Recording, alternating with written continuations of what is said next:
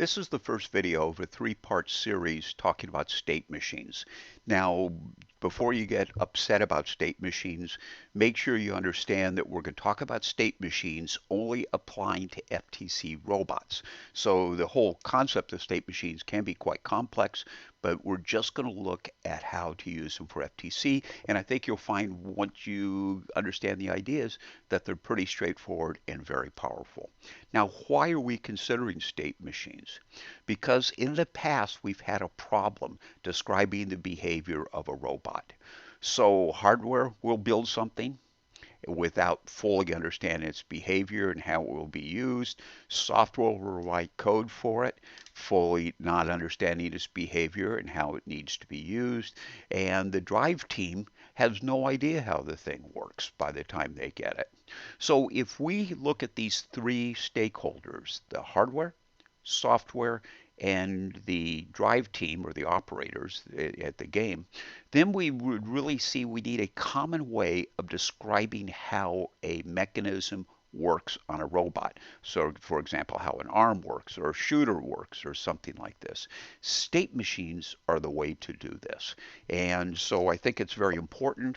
This year, we're going to demand that state machines are built for every piece of this robot. So the state machine is the way we'll describe how the operators interact with it, how the hardware needs to what the hardware needs to support, and actually how the software needs to run to operate it. So pretty exciting stuff. Let's go on and we'll take a look at this. First of all, what is a state machine? It's not a physical machine, so you're not going to see anybody build a state machine in the lab, okay? It is a mathematical model of behavior. And as that, it's a little bit abstract, but it's not too bad. Now, I have to warn you, if you really go into the theory of finite state machines, which is a subcomponent of autonomous theory, this is actually very complicated, or it can be very complicated. And so, but we're not doing that. So just stay with us on this. Okay, so why should you consider the state machines? Well, it's pretty straightforward. What is a robot? It's a whole bunch of machines, okay? So it's a collection of machines. So you have a chassis with the drive wheels and the motors. You have maybe an arm that goes up and down to do something. You maybe have a shooter. You may have all of these things.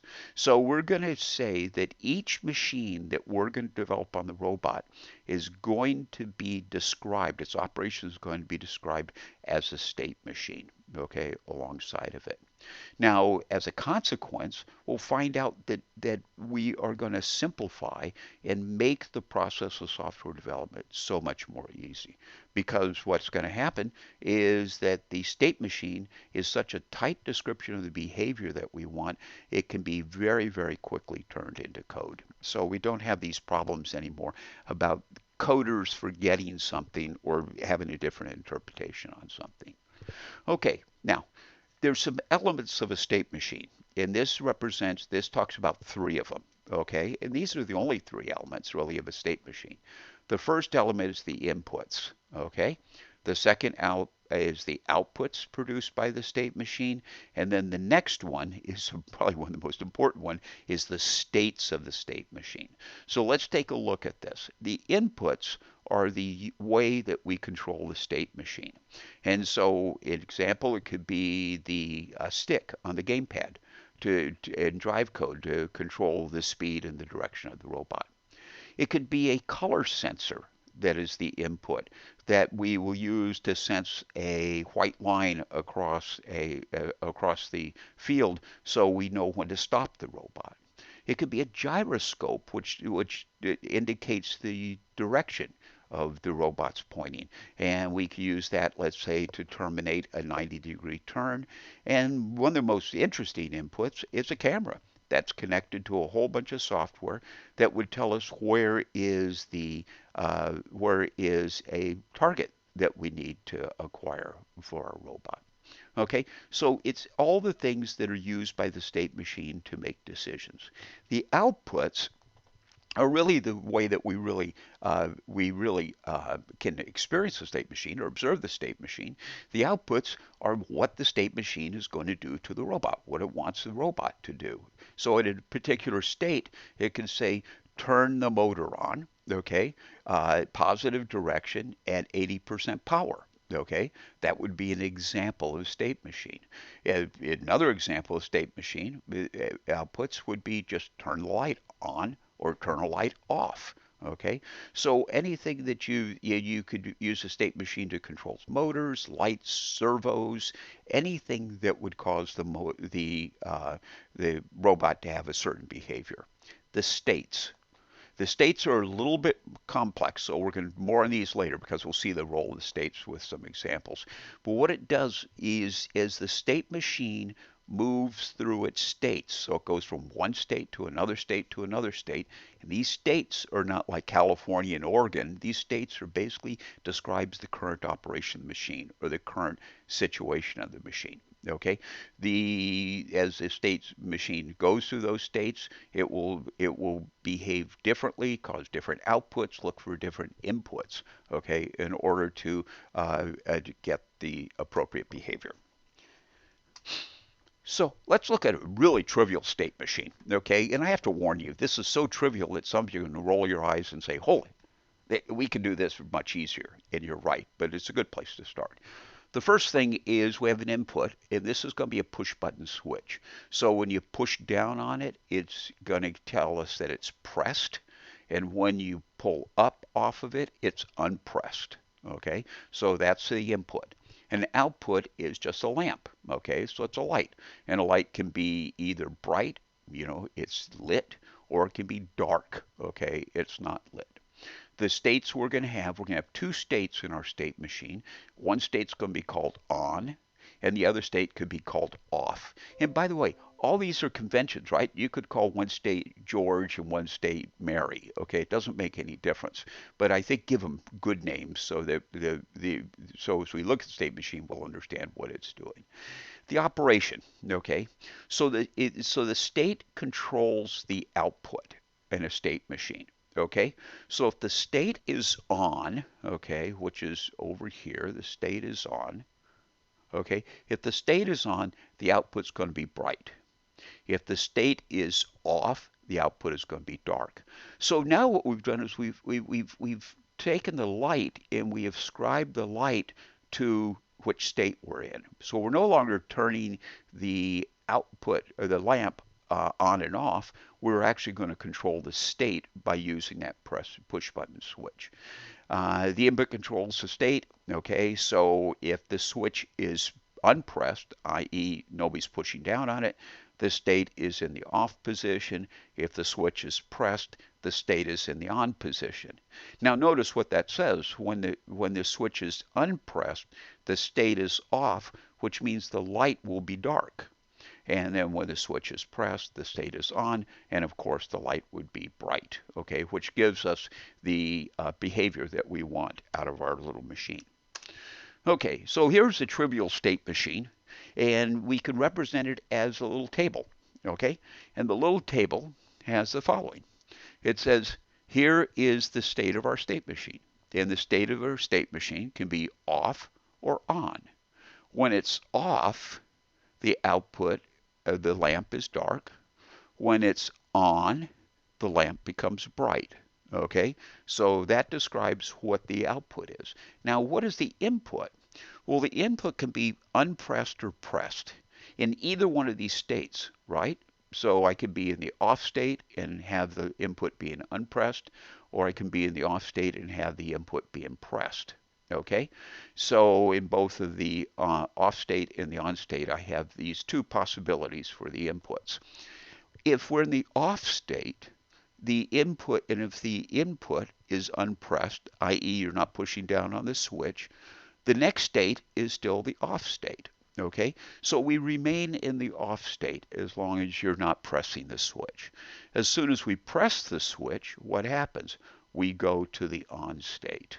Okay, now also while we're in the on state, if we unpress the switch, take our finger off the switch, the the next state goes to off, so we go up here, so the output's dark, which is the intended operation. If we press the switch, we stay in the on state, so that basically is we just stay bright. Okay, so this is the way this thing is can be described with four columns. Okay, a four-column table. Now, what happens here? How do we know when to go from the off state and stay in the off state, or when to go to the off state and go to the next state? Well, obviously it depends on the input, the switch setting, but also it says that the finite state machines are updated periodically. So for example, we may have the state machine look at the switch once a second and determine what state to go to. Okay? In robotics, once a second, by the way, would be pretty awful to use this machine. Okay, in our state machines we use in robotics, we basically change the states either typically 20 times a second or 50 times a second. Okay, this would be 50 milliseconds or 20 milliseconds between times we look at the inputs and decide how to advance the state machine to the next state. Now, let's take a look at a little timeline here. Okay, so here's time down here. Okay, and it's of course it's increasing as we go to the right. And these little tick marks are the time that we update the states of our state machine. Okay, here's the input, the switch. And notice the switch can be pressed and unpressed anytime we want. So here's the switch being unpressed. Here it's being pressed. So at this time, somebody put their finger on the switch and push down on it. Okay? And then it's pressed, it's unpressed, and it's pressed again. So that's just an example of how the switch can be operated by the user. Okay? We assume the state starts in the off state. The machine starts in the off state. It doesn't have to be. Okay, and so let's look here. The first time the state machine can change state, which is right here, what happens, it's in the off state, but the switch is unpressed, so it just stays in the off state, which means what? The light stays dark. Now we go to the next time it could advance. It's still in the off state, so we stay in the off state because we're still unpressed. This time, when we take a look, the switch is pressed. Now notice the switch was pressed way back here, but it only makes a difference when we can look at it. Okay, so it's pressed. What do? We go to the on state. Okay, so we did a state transition, is this term. Okay, and then we stay in the on state because this is pressed all the time. Notice we unpress the switch momentarily, but the state machine doesn't see it, does it? Because the state machine says it's pressed here and it's pressed here. Okay, so we actually miss that unpressed with this thing, the state machine. That's one of the features of the state machine. And so this is where, so the state would just keep on staying on. Okay, so this is another way to represent that state machine rather than a table. Let's represent the state machine as a set of circles. There's a circle for each one of the states. So we have an off circle and an on circle. We have a little loop here that says what our input is. So if we're in the off state and we haven't pressed the switch, what do? We just stay in the off state. Okay? So also there's one other thing. We have a little arrow coming off of this that says this is the output. And so what does the output say? The lamp should be dark. Okay, so if we were to start in the off state, as we did in that timeline, and we don't press the switch, what happens? We just stay in the off state. Now, not as soon as we press the switch, but as soon as we update the states and the switch is pressed, then we transition to the on state. Okay, and then we turn the light on. Okay, what do we do with we periodically, let's say 50 times a second in a robot, we would look at the switch, and if the switch stays pressed, we stay here. Okay, as soon as we see the switch is unpressed, what does that mean? We want to turn off the light. How do we do that? We go over here to the off state. Okay, so this is a common way of representing a state machine. Okay, so that was pretty easy. So what we're going to do is in the next video, we're going to talk about a state machine that it doesn't just need to be one switch turning off and on a light in a very simple way. Okay, I hope you got something out of this. The next thing you need to do is to take your quality assurance quiz and to make sure that you had some, that you understood what you needed to learn. If you have a question on any of this stuff, feel free to go back and review the video.